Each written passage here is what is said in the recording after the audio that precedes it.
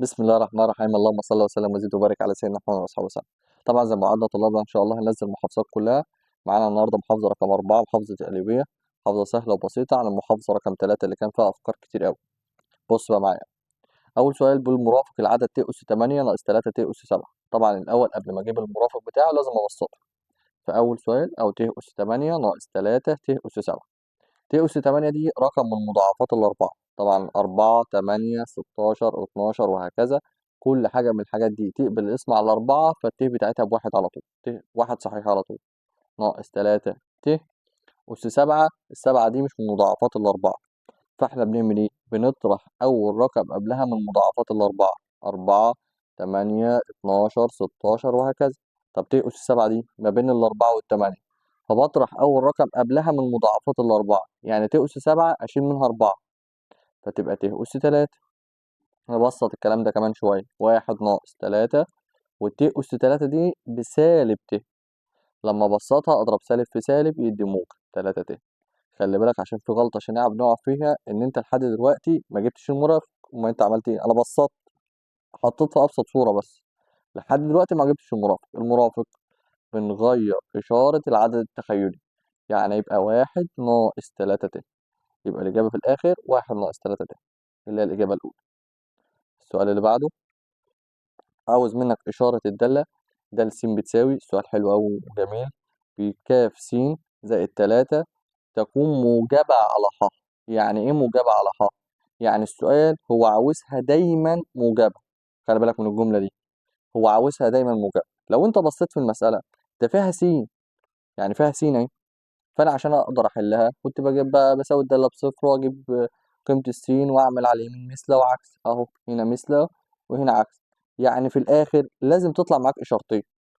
يعني أي دالة خطية لازم يطلع فيها موجب ويطلع فيها سالب. إزاي بقى أخليها دالة خطية وتكون موجبة بس؟ قال لك لا، يبقى هي ده عمرها ما هتكون دالة خطية. عشان تطلع دايما كلها موجبة لازم تكون دالة ثابتة. فعشان تتحول من دالة خطية لدالة ثابتة يبقى السين دي لازم تتشال أو الكاف دي لازم تتشال. فعشان تكون دايما موجبة لازم الكاف دي تكون بصفر. ليه تكون بصفر؟ عشان لما هتكون بصفر السين هتتشال، ولا هيتبقى مين بس؟ هيتبقى التلاتة. ودي بقت دالة ثابتة إشارتها موجبة، فهتبقى دايما موجبة. سؤال حلو خلي بالك منه، إن أنت عشان الدالة بتاعتك تبقى دايما موجبة لازم السين دي ما تكونش موجودة. عشان لو السين موجودة هتبقى مثل وعكس، هتبقى فيها موجب وهيبقى فيها سالب. فأنت عشان تشيل السين دي خالص تخلي الكاف بصفر. السؤال اللي بعده عاوز مجموعة حل متباينة. طبعا هو مديلك محللها، محدش يستسكى بقى ويقوم ضارب السين في القوس كله ويرجع ياخدها عامل مشترك. لا، هي جاية متحللة اهي. فبنطلع قيمة السين على طول. السين الأولانية دي بصفر، اللي هي لوحدها ما فيهاش جمع ولا طرح، تبقى دايما بصفر. والسين التانية تطلع بتلاتة. نرسم خط الأعداد، نحط هنا صفر هنا تلاتة، مثلى مثلى، وفي النص عكس. يلا، السين بالموجب يبقى هنا موجب، وعلى الشمال هنا برضو موجب، وفي النص سالب. هو عاوز منك اصغر من او يساوي الصفر. اصغر من او يساوي الصفر هو ايه؟ اصغر من او يساوي الصفر يعني عاوز منك السالب والصفر. السالبه منين لفين؟ الحته اللي في النص دي سالبه، اللي هي من كام لكام؟ من صفر لتلاتة. الصفر مغلق والتلاتة برضو مغلق عشان فيه يساوي يعني. يبقى صفر لتلاتة، يبقى الإجابة بتاعتك صفر لتلاتة مغلقين، اللي هي الإجابة رقم ب. السؤال اللي بعده هنا برضو لك س وصاد عددين حقيقيان حيث س زائد 2 ص ت بيساوي 2 زائد ت لكل تربيع. طبعا عاوزين قبل ما نساوي الحقيقي بالحقيقي والتخيل بالتخيل لازم نفك التربيع. فك التربيع، مربع الأولاني 4، مربع الأخير ت تربيع، بضرب الأولاني في نفسه مرتين والأخير في نفسه مرتين. الأولاني موجب والأخير موجب، اللي في النص موجب عشان دي موجب. 2 في الأول في التاني، بضرب 2 في الأرقام دي كلها ببعضها، بضربها كلها ببعض. 2 في 2 بأربعة، 4 في ت بأربعة ت. يلا نبسط الكلام ده. ت تربيع دي بكام؟ بسالب واحد. يبقى 4 ناقص واحد بتلاتة، زائد 2 ت زائد 4 ت آسف. أهو كده احنا بسطناه.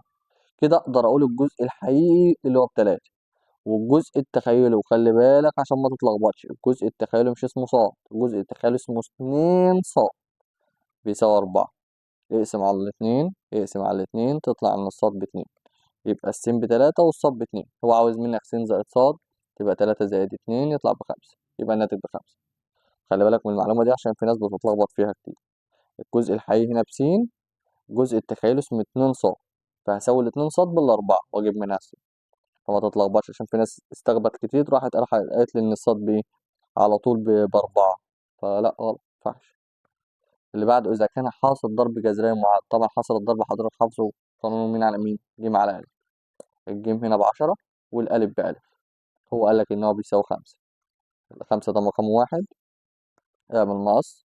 5 في ألف ب5 ألف، و10 في واحد ب10، اقسم على الخمسة اقسم على الخمسة، تطلع إن الألف قيمتها ب2.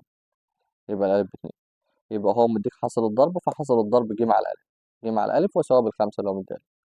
السؤال اللي بعده سؤال إلى حد ما محتاج تركيز شوية.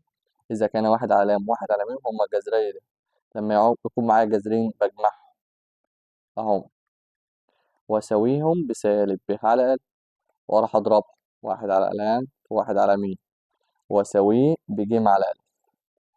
يلا نعوض. واحد على لام زي ما هي زائد واحد على ميم زي ما هي، أروح أعوض سالب.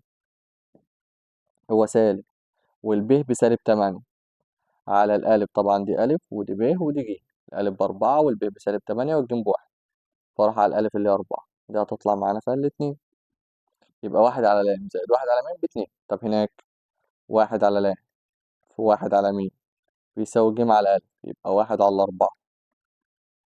خلي بالك بقى من المعلومة اللي جاية دي عشان دي مهمة جدا جدا، في ناس بتتلخبط في القصة دي. لو أنا مديك مثلا يعني نص زائد نص ومديك نص في نص، أكيد طبعا في فرق بين الاتنين. وقف كده وحاول تحل الاتنين. لو قلت له نص زائد نص بربع، يعني عملت لي كده واحد واحد باتنين واتنين واتنين أربعة، ده اسمه عك. ليه؟ لأن أنت حضرتك بقول لك نص زائد نص، فقلت لي اتنين على أربعة، اللي هي لما بسطها تطلع بنص. مش عارف أنت عملتها إزاي.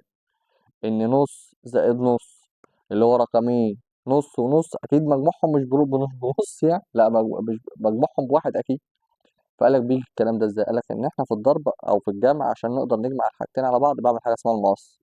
واحد في اتنين باتنين زائد واحد في اتنين باتنين، أنا بضرب الرقمين دول في بعض وأضرب الرقمين دول في بعض على تحت اتنين في اتنين بأربعة، فيطلع الناتج فعلا اتنين زائد اتنين أربعة، أربعة على أربعة فالواحد. اه الكلام كده معقول إن نص زائد نص فعلا بواحد. طب في الضرب قالك لا الضرب سهل، بضرب البسط في البسط والمقام في المقام، واحد في واحد بواحد واتنين في اتنين بأربعة. طب أنا ليه بقول المقدمة دي كلها؟ قالك عشان لما تيجي تجمع وتيجي تضرب ما تتلخبطش، ده ضرب فبضرب البسط في البسط، واحد في واحد بواحد ولام في مين بلام مين بيساوي واحد على أربعة. اعمل مقص كمان مرة، أو الواحد يروح مع الواحد يبقى لام ميم تطلع بأربعة. دي كده اللام في ميم. تعالى بقى هناك، ده جمع، فالجمع احنا لسه قايلين مقص واحد في ميم بميم زائد واحد في لام بلام، واحد في ميم بضرب دول في بعض واضرب دول في بعض، وتحت لام في ميم بلام ميم، كل ده بيساوي 2. الخطوة الأخيرة ميم زائد لام اللي هو محتاجها في السؤال على لام ميم اللي هو مديلك بأربعة بيساوي 2. مقصك الجميل يلا. يبقى ميم زائد لام في واحد بميم زائد لام واتنين في أربعة بتمانية، يبقى لام زائد ميم اللي هو طالبها بتمانية. طبعا سؤال محتاج تأسيس كويس، إن أنت الأول بتجيب مجموع الجذرين وأساوي بالجيم على بالسالب ب على ألف وأعمل مقص، وأجيب حاصل ضرب الجذرين وأساويه بالجيم على ألف وبرضه أعمل مقص، وآخد ده أعوض بقى في التاني. عيدها تاني وتالت لحد ما تفهمها كويس. السؤال اللي بعده الشكل المقابل. طبعا مديك جذرين، مديك رسمة اهي، الرسمة دي بطلع منها الجذرين على طول وخلاص. الجذر الأولاني بلام ب3 والجذر التاني بواحد. طب ليه يا مستر أنت ما عكستش؟ قالك عشان قال لام أكبر من مين، يبقى اللام لازم تكون أكبر من مين. عاوز يكون المعادلة التي جذرها دول، طب ما أنت جبت اللام والميم عوض يلا. يبقى لام زائد 2 وميم ناقص واحد، شيل اللام وحط 3 تبقى 3 زائد 2 ب5، شيل الميم وحط واحد تبقى واحد ناقص واحد يطلع بصفر. يبقى الجذرين هما 5 وصفر. عاوزين بقى نكون معادلة، خلاص يبقى نجمعهم مرة، والخمسة زائد صفر يطلع ب5، ونضربهم مرة 5 في صفر يطلع بصفر. يبقى كده مجموع الجذرين وحاصل ضرب الجذرين. كون بقى المعادلة، أقول له إيه؟ س تربيع ناقص مجموع الجذرين 5 س زائد حاصل ضرب الجذرين، مفيش حاصل ضرب بقى، أنت جبت حاصل الضرب بصفر يبقى بيساوي صفر. يبقى هي دي المعادلة اللي الجذرين بتوعها يطلعوا فعلا 5 وصفر. السؤال رقم 8 اللي بعده. إذا كان، طبعا السؤال ده بيتكرر كتير فركز فيه محدش يتلخبط في السؤال ده. إذا كان جذرين المعادلة غير حقيقيين. غير حقيقيين يعني مركبين وغير حقيقيين، يعني المميز اللي هو ب تربيع ناقص 4 ألف ج أصغر من الصفر. يلا هنطلع الألف والب والجيم. طبعا الألف هنا قيمتها بواحد، اللي قدام السين تربيع واحد. الب قيمتها بسالب 4، والجيم قيمتها بكام؟ يلا هنشيل الب ونحط مكانها -4. -4 تربيع ب16، ناقص 4 في الألف اللي هي واحد، في الجيم اللي هي كام؟ أصغر من الصفر. 16 ناقص ضرب 4 في واحد ب4، 4 في كام؟ ب4 كام؟ كل ده أصغر من الصفر. يلا نحلها متباينة جميلة كده. -4 كام؟ أصغر. ده موجب 16، تروح الناحية التانية -16. نقسم من على -4، نقسم من على -4، تطلع إن الكاف ولما بتقسم على سالب اوعى تنسى أكبر بتتحول لأكبر، وده تطلع فيها الأربعة، يبقى الكاف أكبر من الأربعة يا مستر. وكده احنا خلصناها. خلي بالك إن لما بقسم على سالب بتتعكس. أكبر من الأربعة هو عاوز يقول لك يمكن أن تساوي نقطة. أكبر من الأربعة خد رقم أكبر من الأربعة اللي هو الخمسة، يبقى الإجابة الأخيرة 5. طبعا طول القوس في دائرة متنساش المثلث أهو، تبقى عندك محفظة ستة دائري، هنا لام هنا نقط. عاوز طول القوس والمقابلة، عاوز اللام، يعني اللام تساوي ستة دائري في نقط. ماشي يا مستر.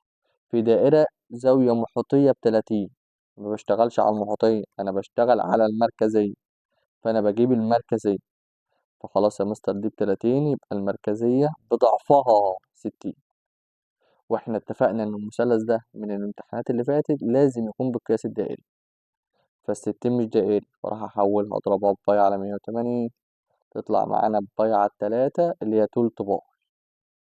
ماشي، روح هناك بقى شيل الستة دائري وحط مكانها باي على التلاتة او تلت باي، واضربها في النق. خلي بالك ان هو مديك طول قطرها كله ب12، يبقى نص القطر بكام؟ ب6. باي على التلاتة في 6 لما اضربهم برضو بالآلة تطلع معانا 2 باي، يبقى الناتج فعلا ب2 باي. ماشي، السؤال اللي بعده. الأسئلة دي لو بتتلخبط فيها علم على السؤال عشان ترجع له تاني، الأسئلة سهلة ومهمة جدا. مدى الدالة، طبعا هنا السؤال خليه ملحوظة عشان مهم. مدى الدالة 2 ج س في الفترة من صفر لباء.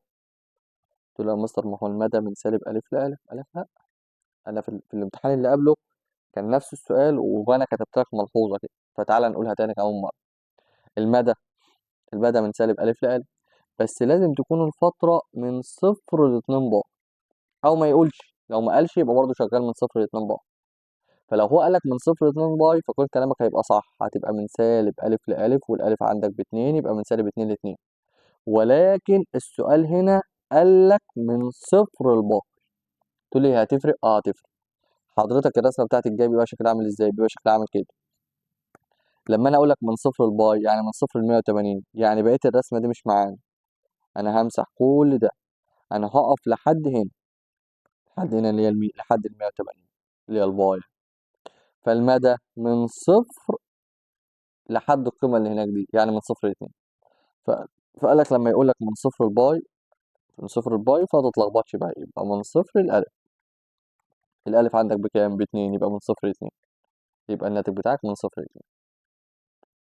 تبقى عندك ملحوظة، لو قال من صفر لاتنين باي يبقى من سالب ألف لألف، لو قال من صفر لباي يبقى من صفر لألف بس.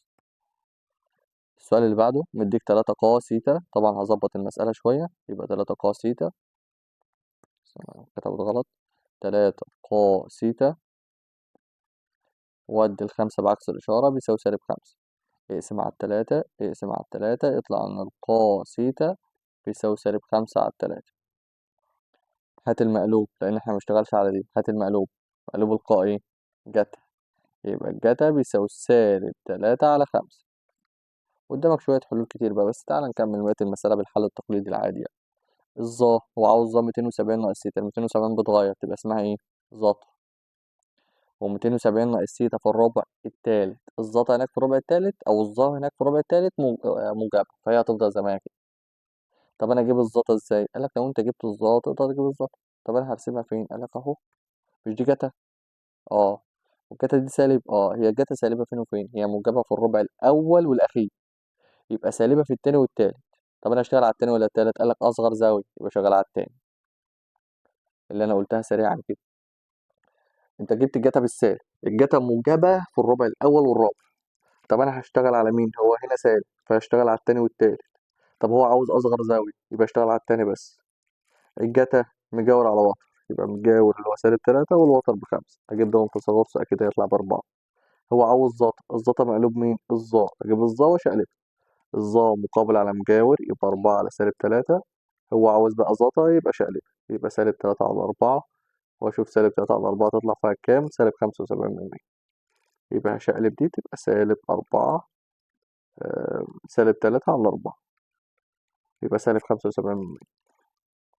السؤال اللي بعده، هنا مديك إن الجا بتساوي الجاتا، أكيد حضرتك قابلتها كتير قبل كده.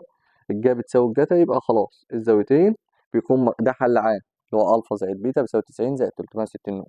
فخلاص هقول له إيه؟ ألفا زائد بيتا يساوي 90 زائد 360 نوم. ألفا اللي هي 4 سيتا يبقى 4 سيتا، زائد البيتا اللي هي سيتا بيساوي 90 زائد 360 نوم. 5 سيتا بيساوي 90 زائد 360 نوم. نقسم على الخمس على الخمس على الخمس، تطلع إن السيتا اللي احنا عاوزين نجيبها كده تطلع 18 زائد 360. شوف بقى 360 على الخمسة دي فيها كام؟ نوم. وعوض مرة النوم بصفر تطلع ب18. لما تعوض مرة النوم بواحد تطلع معانا ب30. وهنقف لحد هنا ال18 وال30 عشان قالك زاوية حد. لو انت عوضت النوم ب2 هتطلع رقم أكبر من التلاتة، أكبر من 90 يعني كده دخل في الزاوية المنفرجة وبتاع. لا خلاص احنا عاوزين قيمتين بس، يبقى ال18 وال30. ممكن واحد تاني أصلا ما يعملش كل القصة اللي أنا عملتها دي، أنا همسح كل الكلام ده ويقعد يجرب الاختيارات. قلت له يا مستر يعني إيه نجرب الاختيارات؟ يعني يعمل كده أهو. مش أنت عاوز جا 4 سيتا؟ هاخد السيتا وأحط 18 مثلا، أقول له 4 في 18 وأشوف الناتج هيطلع بكام، وأروح أعوض الناحية التانية جات وأحط 18. لو طلع نفس الناتج يبقى ال 18 صح. طب ما نفعتش أروح أجرب اللي جنبها، ما نفعتش أروح أجرب اللي جنبها. طب لو ال 18 نفعت ما تستعجلش وتروح تختار 18 على طول. طب ما في واحدة تانية فيها 18 و30، أجرب ال30. أقول له جا 4 في 30 والناحية التانية جاتا 30 هيطلعوا نفس الناتج، يبقى ال30 برضه صح. خليك في الحل بتاع الآلة الحاسبة ده، صدقني هيبقى أسهل بكتير يعني. السؤال اللي بعده، أصغر قياس زاوية موجبة 750. طبعا هطرح منها 360 مرتين، الناتج اللي هيطلع أطرح منه كمان مرة 360 وأشوف الناتج ده هيطلع بكام. أو اطرح 750 ناقص ال 360 مضروبة في 2، يعني 750 ناقص 2 في 360. هياها لما اطرح 360 مرتين وشوف الناتج ما هيطلع معاك بكام. دي سهلة مش محتاجة حاجة. السؤال اللي بعده، حلو السؤال ده. قالك هنا بيقول في الشكل المقابل ب ألف ممثل الدائرة عند ألف عند ميم عند ألف، يعني ده مماس يعني عامل زاوية قايمة. ومديك حاجتين كده، طبعا احنا عارفين ان دي جاتا ودي جاتا، القوس الأولاني جاتا والتاني جاتا. عاوز يعرف الب واو بكام. هو مديك الجاتا، طب ما هي الجاتا يا مستر اللي هي بنص يعني بتساوي مجاور على وتر. طب لو انا اشتغلت على الجايه صح، على فكره بقى تشتغل على الجايه على الكتا الاتنين صح، انا خدت اول واحده تقابلني وخلاص. طب لو انت اشتغلت على الجايه برضه صح، ماشي. الجاتا مجاور على وتر، هي فين الزاويه اللي احنا شغالين عليها؟ هي دي الزاويه سيتا، الزاويه المركزيه. حتى لو رجعت للكلام ورا هنقول كلامنا كله على الزاويه المركزيه. طب فين المجاور وفين الوتر؟ المجاور اهو اللي هو الالف مين ده بواحد. اصلا من غير ما يقول لي انا عارف ان دي اسمها دايره الوحده. يعني ايه دايره الوحده؟ يعني معناها ان اي نص قطر بواحد، يبقى المجاور بواحد. طب والوتر اللي هو الب واو كل ده باتنين. طب ما احنا لسه قايلين من شوية إن الدايرة دي بنسميها دايرة الواحد، يبقى كل نص قطره بكام؟ بواحد. يبقى الميم واو ده بواحد، يبقى الب واو دي كمان بكام؟ بواحد. ما هي كلها باتنين، دي خدت واحد يبقى الب واو دي كمان بواحد. يبقى سريعا اللي أنا قلته، أول حاجة عملتها إن ده ممثل ب90. حلو. ده نص قطره بواحد عشان دي اسمها دايرة الوحدة، وده نص قطره كمان بواحد. هو مديك الجتا بنص، الجتا بتساوي مجاور على وتر، ده بواحد يبقى الوتر كله باتنين. دي خدت واحد يبقى دي تاخد واحد. السؤال اللي بعده، مضلعان متشابهان طول ضلعين فيهم 9 على مش عارف ايه، وهو الفرق بين محيطهم. خلي بالك ان هو ما ذكرش كلمة مساحة خالص، يبقى تشتغل بالأضلاع دي زي ما هي. 9 إلى 5. الفرق يبقى تطرح زود الفرق، 9 ناقص 5 ب4.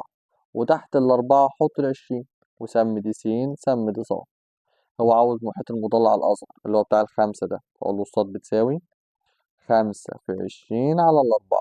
5 في 20 على 4. طب لو عاوز الكبير يبقى عاوز ال9، أقول له 9 في 20 على 4 وأشوف الناتج ده هيطلع بكام. سؤال رقم 16 هانت اهي، عاوز منك ألف ج، طبعا ده منصف داخلي، فابدأ يلا هتقول مين على مين؟ ألف ب على ألف ج بيساوي ب د على د ج. ببدأ من راس المثلث عشان ما اتلخبطش في، طبعا في ناس بتحب تبدأ من القاعدة، مفيش مشكلة، بس أنا شايف إن نبدأ من راس المثلث مش هتلخبط. ألف ب على ألف ج يساوي ب د على د ج. يلا ألف ب بستة، ألف ج اللي احنا محتاجين نجيبها، ب د بتلاتة على د ج باتنين، اعمل مقص، يبقى 2 في 6 على 3 تطلع فيها الأربعة، يبقى الألف ج بأربعة. اللي بعدها دي ملغية في الجديد، فخلاص سيبك منها بقى. ماشي، سؤال رقم 19 سؤال حلو، في ناس اتلخبطت فيه كتير.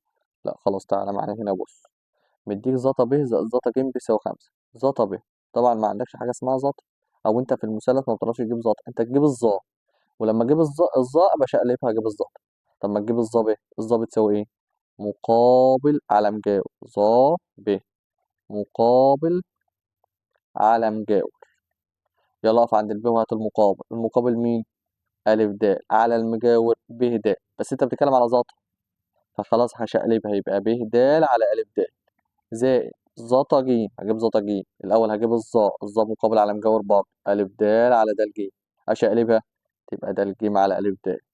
كل ده بيساوي 5. يلا نظبط مسألتك يلا يا مستر. نعم أنا واخد بالي إن هما نفس المقام، حط المقام اللي تحت واجمع البسط، ب د زائد د ج برضه بيساوي 5. كمل معايا، ب د زائد د ج مش هيها الب ج؟ اه والله العظيم.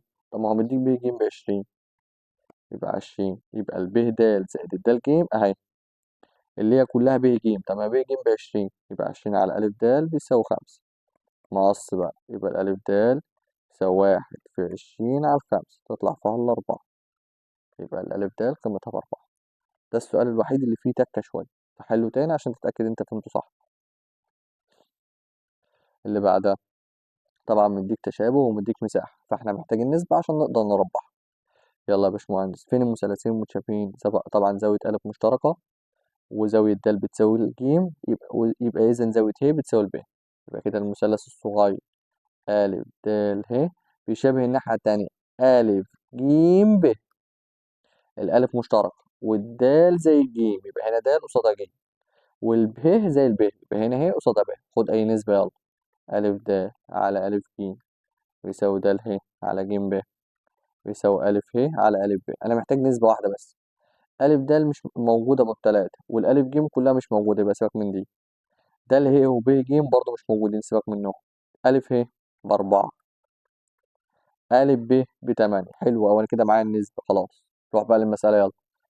أنا عاوز مساحة أربع الأربعة 16، أربع التمانية ب81.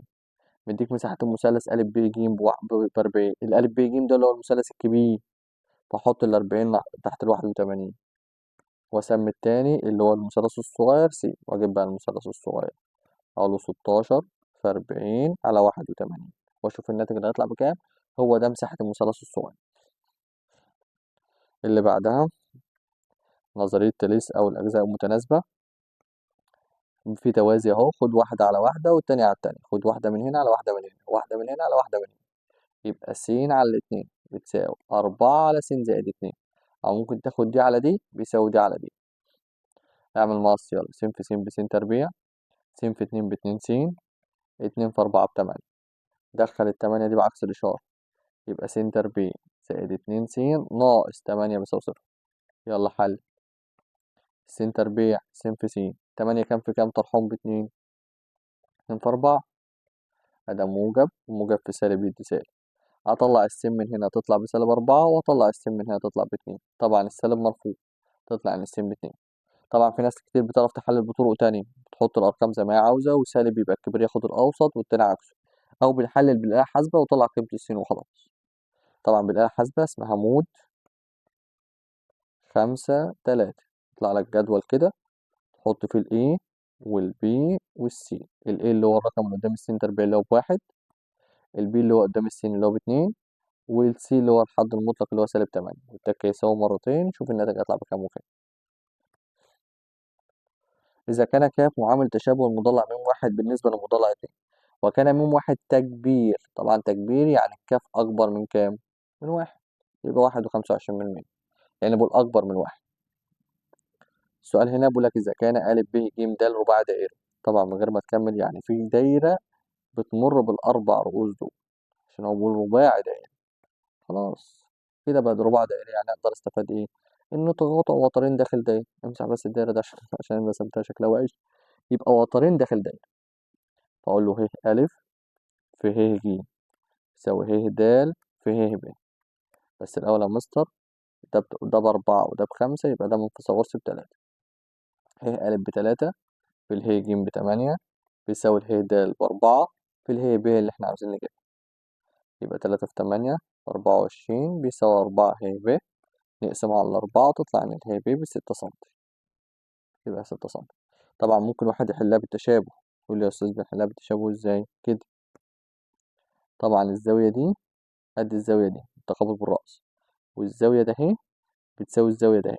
ليه؟ لسه قايلين رباع دائري، كنا بنقول إن الزاويتين المحيطان المشتركان في نفس القوس متساويين في القياس.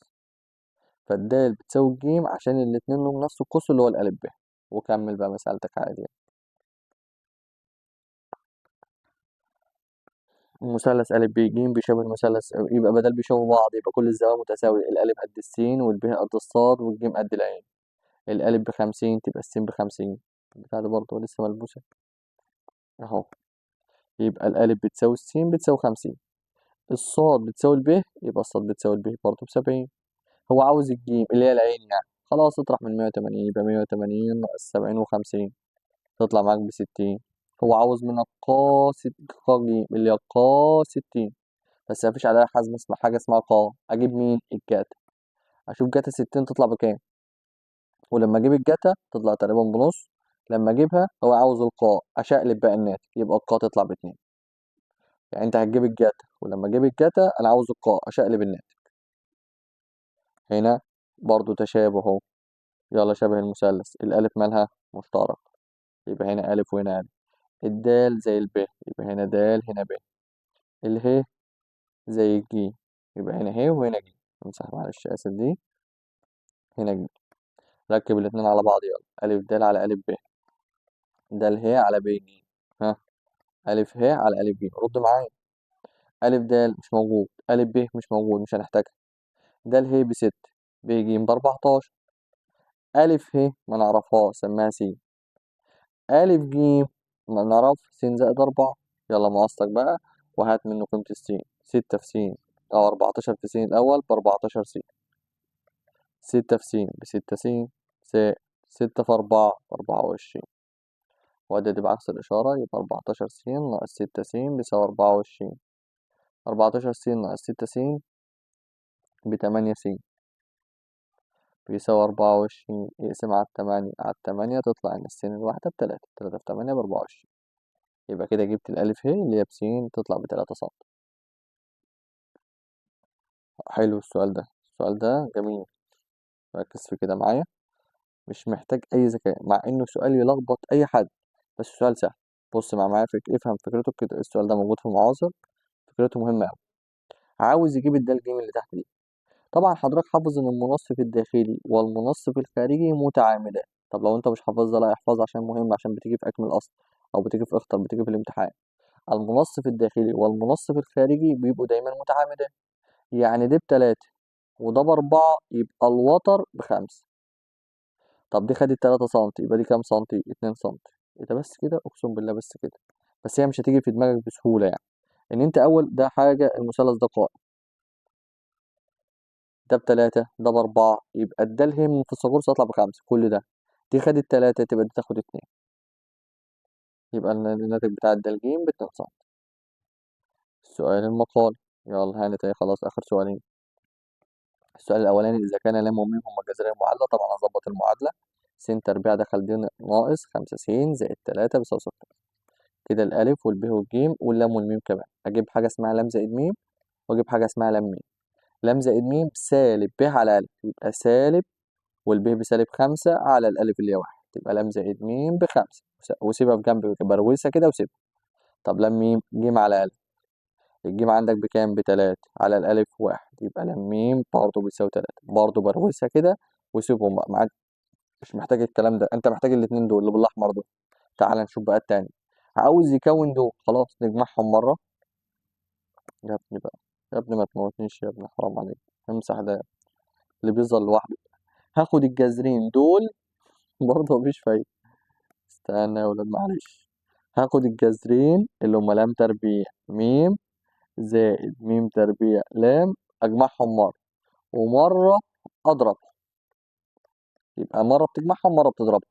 وبعد كده بسط، وبعد كده اخد الاتنين اللي بالاحمر دول اعوض بيهم هنا.